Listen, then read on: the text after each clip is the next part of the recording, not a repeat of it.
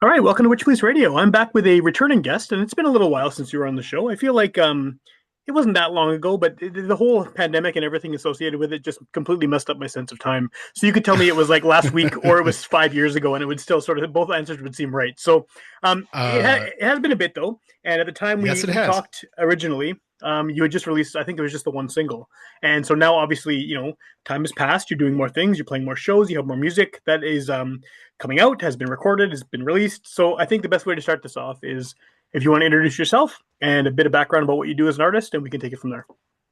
Sure. I'm Doug McArthur. I'm a singer-songwriter from here in Winnipeg. And uh yeah, I've been working on a lot of new music and organizing a lot of stuff with other artists as well, and doing a bunch of co-writing and recording and stuff like that. And I've got a bunch of bigger things coming up really soon. Cool. Um, So, just to give people a general, this is a weird question because people ask me like, "Oh, what genre of music do you I play?" know This it's is always very everyone hates that difficult to, question, right? Because right? It's very, there's it's very difficult to nail down. so many subgenres of subgenres and offshoots of this and that. And so yeah, I was going to ask you that anyway. But how do you define it? I mean, singer songwriter is such a vague umbrella Oh, term. absolutely, right. Uh, yeah, and this is a tough one for me too. My snarky answer is just, well, you go listen to the music and figure it out for yourself. But obviously, that doesn't help when someone's just like genuinely curious about the kind of stuff that I make. Um, so I think like what I've nailed it down to is the sort of alt rock influenced by 90s Yeah. alternative music. Um, and now actually sort of more leaning into the folk end of things Okay. is kind of where I'm at now. When you come by that '90s alt rock thing naturally too, having played in those kind of bands, sort of leading up to this solo gig, and you also do you play cover stuff too, which probably I'm assuming leans heavily on some of the '90s hits. Yeah, absolutely. Yeah. My cover band, we play stuff all the way from like the 70s through to the sort of mid 2000s, Yeah, 20 early 2010s kind of range. Um, yeah, a lot of it is just, based in that sort of um, f- you know, four-piece rock and roll band type stuff. yeah, for sure. And so I mean, going into the folk thing, obviously there's definitely crossover. I mean, a lot of that kind of '90s alt rock stuff definitely can be converted into sort of singer songwriter folk stuff. But Yeah, in certainly. terms of like switching, from maybe louder, heavier stuff to a style of music that's maybe more introspective, a little bit softer. I mean, you have a big voice. You have a voice that works, I think, with that alt rock stuff. So, what do you have to do to sort of change your style to be doing something that's more folk, more singer songwritery? Do you have to tone everything down a little bit? And the reason I ask is because I saw you live over the summer, and the volume didn't seem to change. You know what I mean? Like you were still there was still power to it. Yeah, It was still loud, but I mean it's you with an acoustic guitar up there, and so yeah, that is true. Sorry, I'm going to move my cat out of the way. This is sure, Bruce Springsteen. right on. Um, uh, to answer your question, yeah, I mean that's actually something I've been working on and thinking about a lot lately. Is just to try and introduce um, a gentler approach to performing Okay, overall, um, and to songwriting. It's my natural inclination is loud, yeah, just yeah. through and through. Playing heavy bands when I was younger kind of influenced me there for sure. Um, and that influenced my writing style too. Um, but what I've been doing lately is, yeah, a lot of co-writing. And so I've hosted three now. I've hosted three songwriting retreats at my family's cottage this year. Yeah, I saw that you do. That's really cool. Yeah. Um, and that was a great opportunity to sit down with other artists who are completely outside of, you know, what my normal style of writing is. So for example, I actually been doing quite a bit of writing with Amber from Sweet Alibi. We've written three songs and we're working on a fourth right Oh, now. cool. Okay. So that's been a great experience for me because she has a very different style of writing. And so for us to sit down and try and adapt to each other has been really interesting too. Um, and to just pay attention to those quieter moments because I think there's something interesting that you can do there. Was that always sort of your plan once you started doing the solo music? So again, I know you have a cover band. You've also played in a number of bands leading up to this point, like we mentioned. Were you always wanting project that's just you to be more in that vein, or is it just sort of where your interests are going and sort of the way that the songs have converted themselves over the years? Well, I always find it interesting if an artist has a definitive answer to that. Like, oh, I had a plan for what my music was going to be, and it Some was people this, do. and I Some people achieved it. definitely do. Yeah, yeah, That's never me. I kind of just go where the wind takes me. You know, uh, I I just I just try and catch inspiration when it comes. And then yeah, lately I've just been a lot freer about sharing early versions of songs or even little snippets of ideas with other people just to be like, okay, is this anything? Um, and then to have other writers put their influence onto it as well because it just can point you in a different direction. So I don't think I'm intentionally trying to make different music than I made before, but yeah, it's just a natural progression based on, what I'm influenced by, what I'm thinking about, you know, the progressions that I've been playing. Like it's all just sort of coincidental to a certain degree. for sure. Yeah. So what do you look for then when you're co-writing with someone? Like what makes someone a good co-writer? Because you're doing these retreats. You've obviously worked with a lot of people over the last little while. How do you know when there's a connection with another writer that's going to work? What do you Well, to what are be you kind honest, of you listening don't. for? Yeah. You Right. you just don't know that. Um, Especially if it's a person who, even if it's someone who I've admired their work for a long time, like Amber, Sure. you know, um, when she came out to my retreat, we hadn't spent a ton of time together before that. We were acquaintances, Yeah. um, stuff like that, but in advance of that, hadn't. But we've developed a really great friendship since then.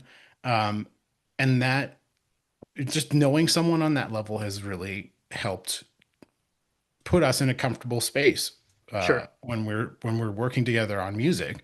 Um, but to answer your question, like it's very difficult to just sit down with somebody who you may not know very well, and to try and be vulnerable, um, and put your ideas out there and hope that there's something that happens that your musical styles gel, even if you've listened to a lot of their stuff.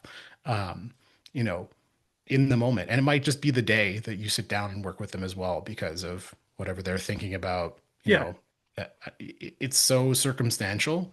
But I think like the best thing that you can do if you're somebody who's wanting to work with other writers and, is just to be open to it, to not be so set on there being a specific sound or a specific theme of a song. Just let Yeah. it go where the conversation goes.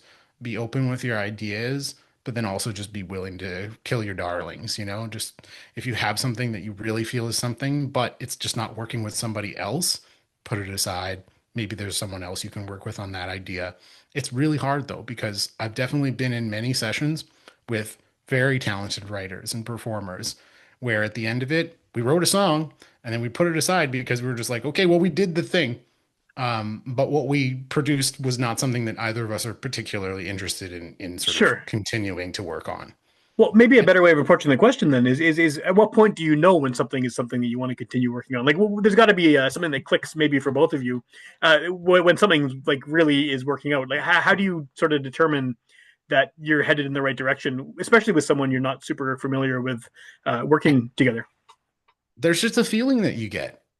I think working on anything is like this, any creative outlet, Sure, right? sure. If you just sense the excitement in someone else, that your ideas excite them, and then it goes back and you start having a big back and forth about where things can go and things like that, and there's a lot of energy in the room, things are progressing quickly, lots of ideas being bandied about. I think that if you pick up on that energy, that's when like, okay, this is something. This is like, yeah, there's a momentum to it that you can feel. Okay, no, that's fair. That makes a lot of sense. And you're right. I think it is not just with songwriting; it's with anything, any collaborative project. There's a point where suddenly, like the light bulb moment, and you realize that it's going in the right direction. Absolutely. Yeah. So, what is the plan then with all these collaborations and all this stuff you've been working on? Because obviously, you get a lot out of the working with other writers, and in terms of developing your craft and coming up with ideas that maybe you wouldn't have found on your own. But what is the end goal of this? Are these songs that the ones with Amber, for example, are they going to be used for any upcoming projects? We do have some tentative plans to perform them live. Oh, cool. Okay. So that's a thing that we've been chatting about just very casually, not in any formal way. I would like we've done some demos that sound pretty good, and I'd like to continue to do more of those as we keep on working on stuff. But right now, it's pretty formless. Like Okay. we're just two friends who are writing music together just for fun. We have a lot of ideas. Some of them become songs that we're both pretty excited about, and then we'll see what happens after that. Like I think if the like sort of if ultimately what we produce is that we have a sort of duo EP or something we put out, that'd be Yeah. great. Or if we just keep them for ourselves and we play them live a couple times and that's where it ends, also great. Like I would feel totally satisfied with Yeah. any one of those outcomes. Well, and in the meantime, you have your own music you're doing as well, independent of that, right? Independent of that project. So, what else have you got sort of in the pipeline right now? Well, I do want to go back and comment on one thing you Sure. asked me about, Sure. which is sort of like, what is my end goal for any of these collaborations? And Yeah. I mean, selfishly, it is great inspiration for me and great motivation for me to work with other people because, um, you know, I think a lot of people say, oh, there's like, a sense of sort of responsibility or, accountability that you get when you work with other people that, oh, you have this idea and you showed it to someone, therefore you may be more motivated to finish it because you know that they'll be curious what's happening with that. That Yeah. is Yeah. true. But I think I find more that it just sparks inspiration for me outside of even just sitting down with someone else and bouncing ideas off of them. Like, for example, this most recent retreat that I hosted, I had more people out this time than I've had before. And so that put me in a position where I was actually mostly just sort of hosting and trying to facilitate other people and didn't particularly feel inspired myself.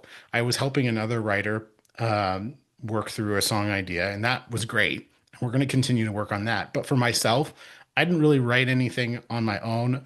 But when I came home, um, there were a lot of little seeds of ideas that started to come together for me that just hadn't before I went out there and, Okay. and and had that experience. So it's always different. It always depends on who's there and what work you do and stuff like that. But I think ultimately for me, number one, it's very satisfying for me um to put something like that together just because a lot of people don't have that opportunity to have the focus, of getting away from the city and having an entire weekend to just work on music and hang out with some other cool people they may not know that well.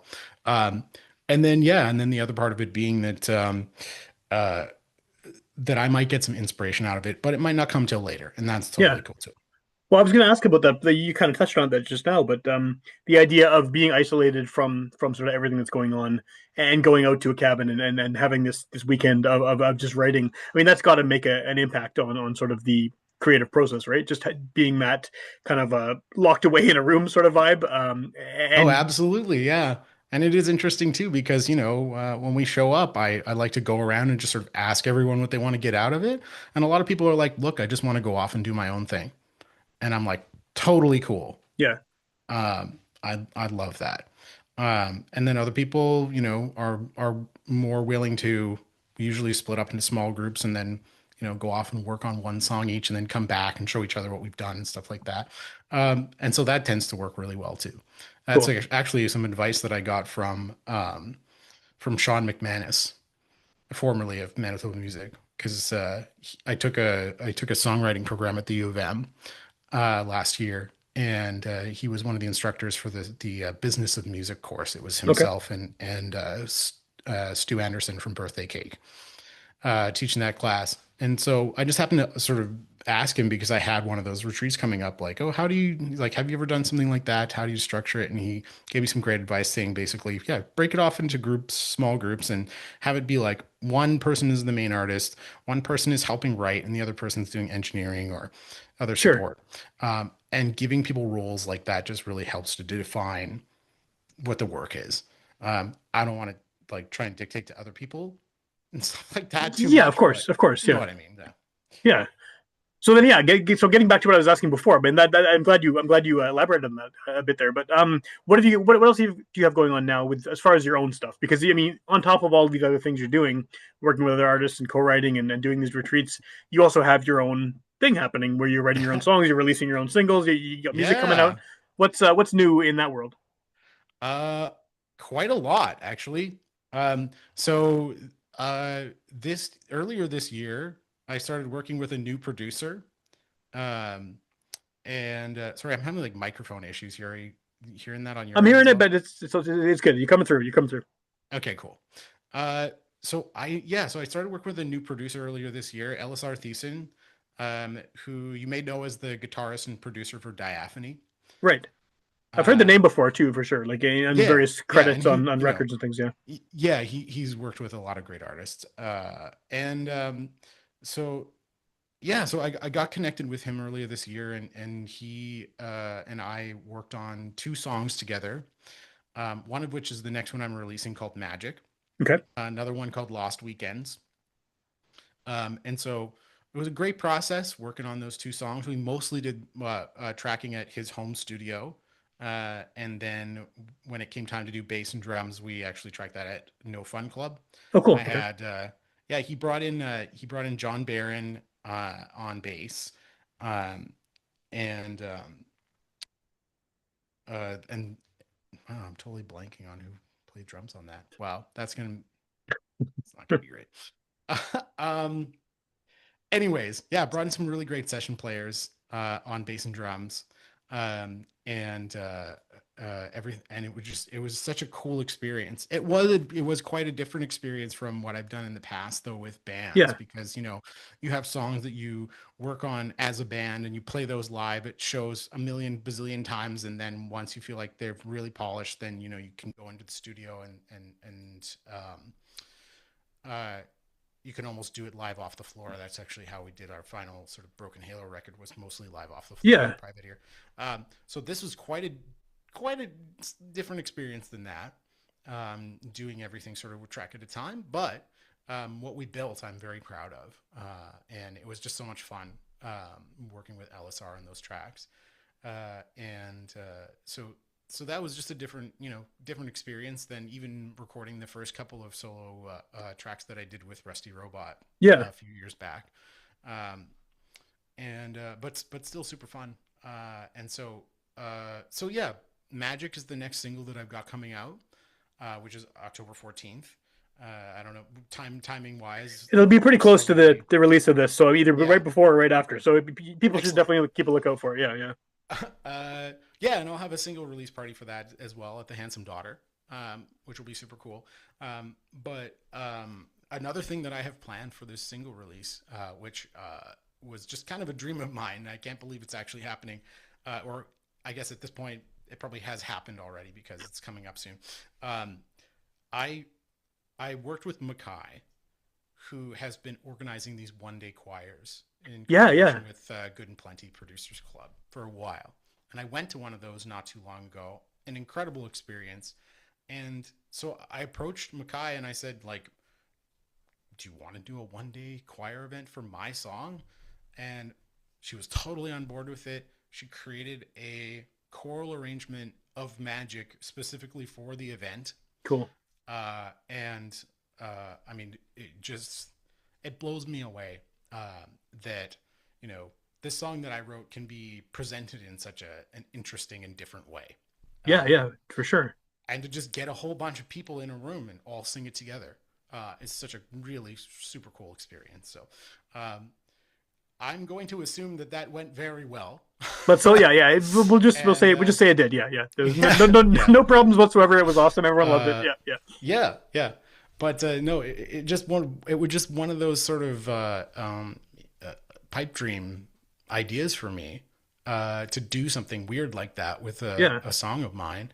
And so I couldn't be happier that people are willing to collaborate with me on stuff like that. And I'm definitely sort of emboldened. I want to do more weird stuff like that in the future, where it makes sense to do it. But this one, yeah, this one was particularly cool that it all came together. Yeah, well, I realize at the time we're talking about this hasn't happened yet. But by the time people hear it, it probably has. But does that give you, I mean, seeing that arrangement and everything for, if you've seen it already, for the song, does it give you a different sort of take on the song itself? I mean, having this new someone else looking at it, someone else sort of coming up with the way it can be performed. Does it give you any insight into the song that maybe you didn't have when you wrote it? A little bit, yeah. I mean, just taking the approach of having to arrange it for choir and as an a cappella piece, as Sure, yeah, no like instruments present. It definitely opened up some some interesting parts of the song, uh, and it's there are parts of it that are quite different. The phrasing of things in some parts is different. Some parts have been simplified just because nobody is going to be doing all the same vocal runs that I do on the song. right, right. And so just seeing someone like Mackay, who's very talented and just understands how to approach a piece like that for choir, it's just so super cool, and it's in a universe that I don't exist in. Yeah, yeah, totally, yeah. Normally, because I don't read sheet music. I don't have like a super like strong foundation of music theory, stuff like that. So this is like, yeah, it's a little out of my comfort zone, but in a way that's very exciting for me. Yeah, it's really cool. And it's interesting that you don't have that background because I think that, like, I mean, the way not having, some deep background with theory, the way you write songs is probably going to be different than someone who has that background would approach it, right? Because you're approaching it from a more DIY kind of by ear sort of perspective, I would assume. And someone who's like very, very schooled in, the multi levels of music theory and sheet music and all that, they're going to approach things from a more technical, maybe more practiced way almost. Yeah, and that did come up actually. I remember sitting down and showing this song, an earlier sort of incarnation of this song to Rusty, there's a particular part in the bridge where the progression just kind of does something unexpected with the chord changes, and he goes, "Are you sure you want it to go like that? Because shouldn't it be like this? And shouldn't you go down to the minor here? And isn't that what would make Yeah, yeah. sense here?" And I'm like, I'll try that, but I don't think so. I think I know what I wanted to do here, and I think it sounds how I kind of wanted to sound. So sometimes I love taking, working with somebody who really has that different perspective and to Of try course, yeah. things and write. And if it makes the song better, yeah, I'm super for it. But sometimes my like weird, untrained, just sort of nuances or whatever it is in how I write, produces something interesting. And then other people who have that theory base go like, why did you make that choice? And I'm like, I don't know, it just sounded cool. For So sure. Yeah, definitely, definitely. I like that too. I like. I feel like almost the best. I've said this a bunch of times before. I'm sure probably on this show as well. But I feel like the best bands are bands where you have, say, there's three members. One member is completely untrained and is doing everything. They're making it up as they go along, and the other one or two of them have like very, very strong technical knowledge and know how to fix things. So the one person can bring a song in that is like, why would you do that? And then someone knows why you did that, or they can at least like sort of finesse it to make it fit. And I often find those bands work better than where it's three members, four members who all have this technical background, or everyone's making it up as they go along. Having that mix, it always results in something yeah, interesting. yeah, completely. In one of my previous bands, Soapbox, we had a member who was very, um, classically trained, Yeah, and yeah, who definitely did have that ear.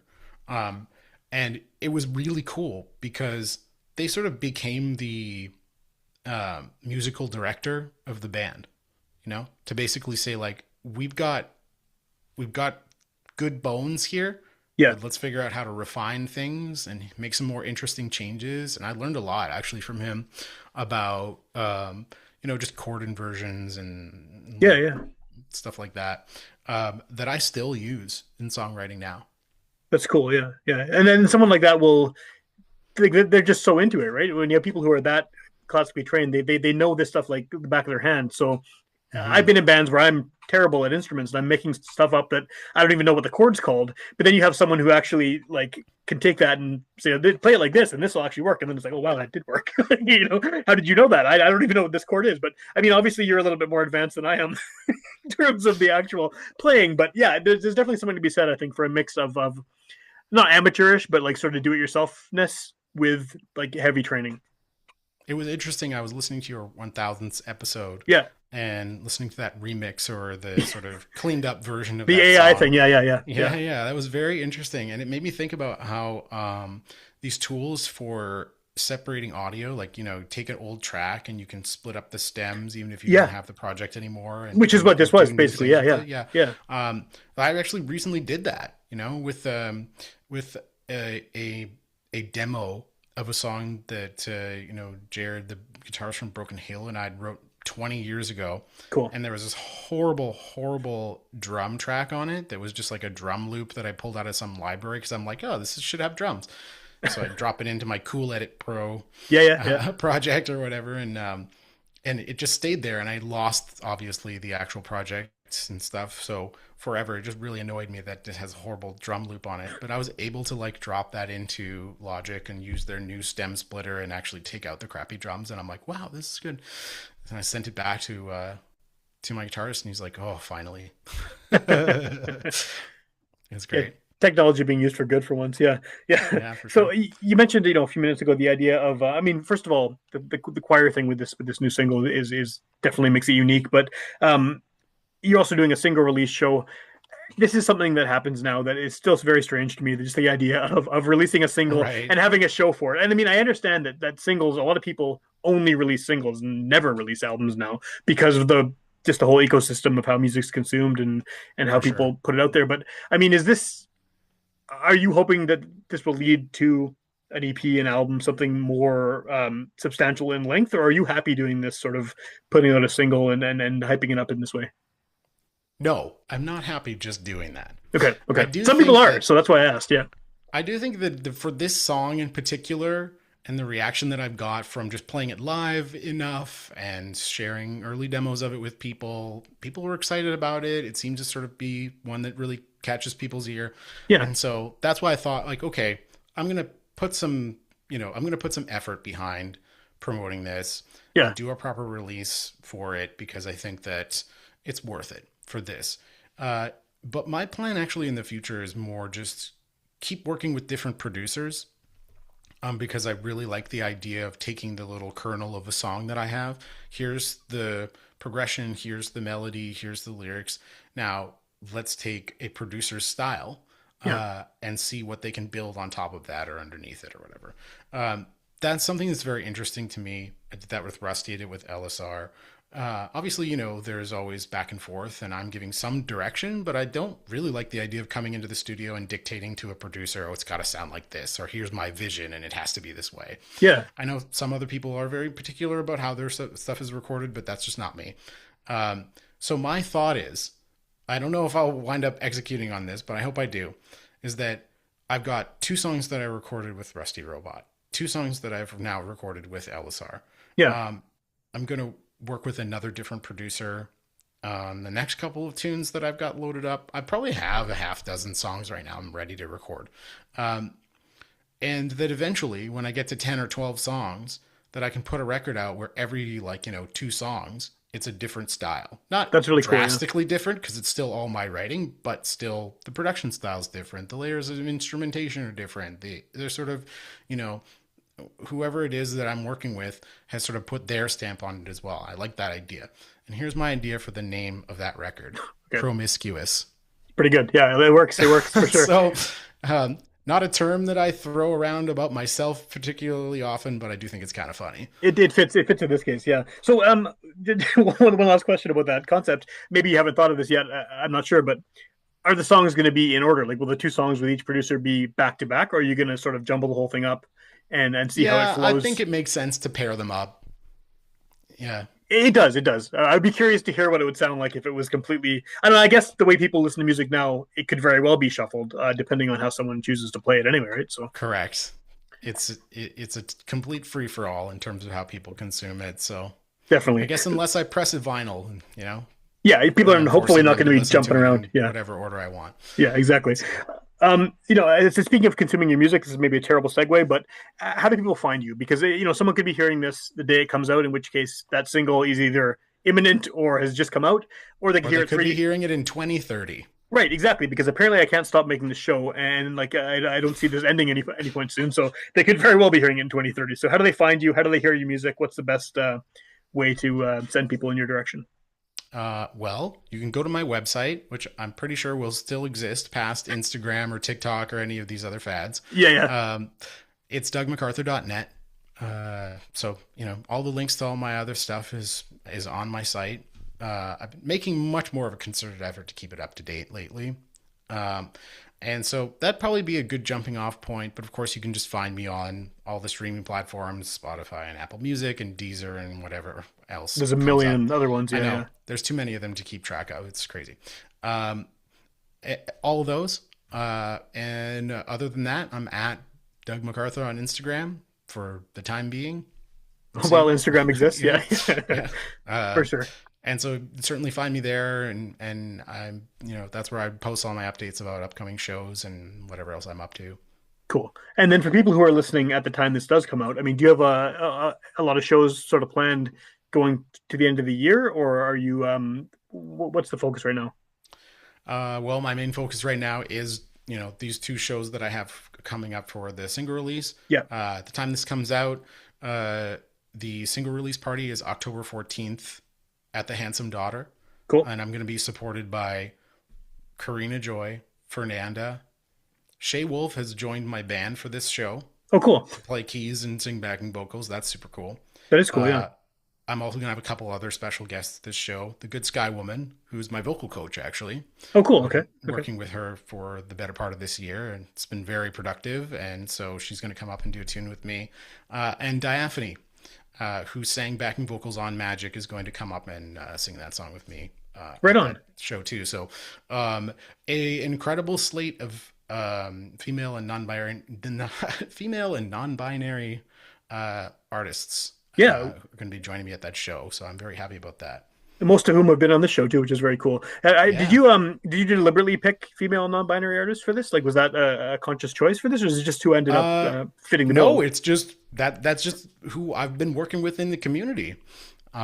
People who I've have friendships with and who have developed good working relationships with people who've had me open for them at their Yeah, shows and stuff like that. And so that's just kind of how it shook out. But it wasn't a conscious choice, but I do feel pretty happy about that situation for sure. it's a pretty good lineup for sure. Yeah. Awesome.